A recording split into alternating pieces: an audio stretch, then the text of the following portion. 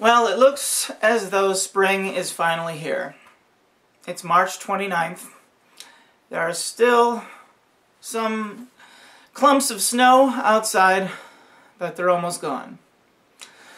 And I told myself that I would change this winter outfit once winter was over with, so those of you that have told me to keep dressing like this because you like it is, well, enjoy it while you can. I think it is cool. I dig my Ted Nugent homage. But, yeah, we had snow all the way through March. We still have snow on the ground in the Midwest. Someone told me that there's going to be some more snow, but I haven't seen that officially predicted on any news page. But, well, spring is here. And now do we have cause to fear? Listening to like Max Keiser, I mean he just thinks the financial collapse is going to happen next month. He thinks that. He says April 2013 is the dollar's going to die. I'm afraid of that. I mean really, if something like that happens, the way I look at this is the powers that be are in power. You know, the contention is that the United States is going to be destroyed because of somebody else. No. The United States will be, it's kind of like someone committing arson to get the insurance money. If something really bad happens to the United States, it's going to be done by the people that control the United States in the first place. I thought that really scared me, like, when I realized what 9/11 was, they can do that to gigantic skyscrapers. They can molecularly disintegrate them. I'm not going to say I know exactly how they do it. I got my idea about the waveform harmonium amplifier. But all substances have a wavelength. And it's just a natural wavelength to them. Like if you hit something, it'll have a ring to it. Frequency. Now, if you hit any substance with that exact identifying frequency of the substance, and you loop it and you amplify it, it'll destroy the substance. So it's just a matter of identifying the exact frequency of anything materially, and you can destroy anything. And I got to thinking, years ago I thought, why does everything look like hell? Like, I mean, why are there no architects anymore? Why are there no really interesting buildings being built anymore? You know, when something new goes up, it's just always this example of some architect trying to be, you know, way out there and, you know, just totally one of a kind. You know, it doesn't matter if there's no harmony going on with the surroundings. They just want to be state of the art kind of thing. But you look at new houses, they're just boring. Any new neighborhood, it's just junk. It's like World War II was the dividing line. Before World War II, there was good architecture in the United States and around the world. After that, it's just been junk. And, you know, I've talked about Zionism, and you hear some of the, you know, real racist anti-Semitics talk about the Jews and how they're in control of everything. And they really did kick into full control after World War II. And one sign of Jewish control is architecture.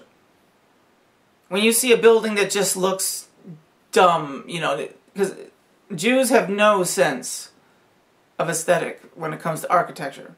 You go to Israel, you will not see an interesting building. You won't. Even the Knesset is supposed to be like their greatest little bit of architecture. It's just boring. It's just, there's nothing about it that's interesting.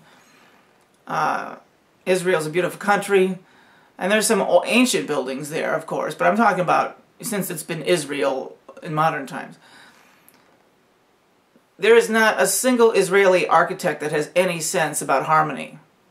They just don't. They just put up the building and they think in terms of cheap and what's easy to do and what'll last longest, you know. There's just not, you know, nothing about the windows that are interesting. Just everything's out of balance. Just it's awkward, and that's one sure sign that you're dealing with Jewish control. But it also is a sign that they know that it's not going to last. And that's what's frightening. When I saw 9/11, I realized what it was. I thought, oh God, what does that mean? You know, they might do... Can you imagine what happened on 9/11 happening to an entire city? Like an entire skyline disappearing? Can you imagine that? Because they could do that. What if they really want to just destroy the United States? Like, 9/11's happening everywhere. And the people being decimated. I always thought that if, you know, if I was president or if I was the king of the planet, I would move everybody out of the way and make North America one big field to grow food. I thought that for myself, you know, I would just like make sure everyone's out of the way and clear the landscape of all buildings and everything and make the fertile soil just make food for the planet. And build buildings in the Sahara Desert. You know, like in Star Wars, what was that one, Coruscant, it was a planet full of buildings. You know, it'd be great just to build cool buildings in the Sahara Desert, you know. And that's what we could have, the annoying buildings that, you know, take up the countryside. And have North America just be a beautiful garden. Who knows, maybe that's what the New World Order wants to do eventually. Makes sense. The best place to grow food is North America. And it's just annoying that there are so many buildings, ugly buildings, on land that should be growing food. Well, Max Keiser thinks that the dollar collapse is going to happen in April. There's been all kinds of predictions about all kinds of things the last few years, and hardly any of them come true. We had the 12.21 and the 3.22, and they all both went bust. What I think is going to happen is that when they make a move against us, it's going to be a bad one. I keep telling people about this 3-day blackout.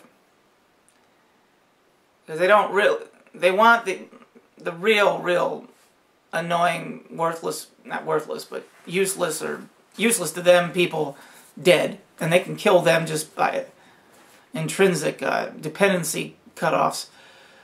And... they won't last more than a few days.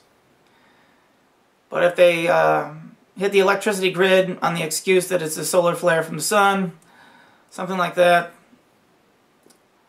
yeah. Who knows how people are going to react, and chaos. I do see that. But I mean, when you think about it, it'd be chaos everywhere. You know, everywhere.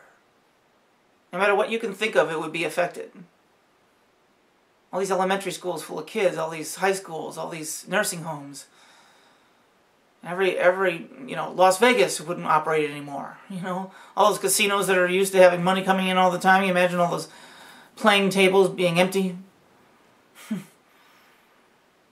You know, the strip turned off, all the lights turned off. Times Square, no lights. And it'll be something else.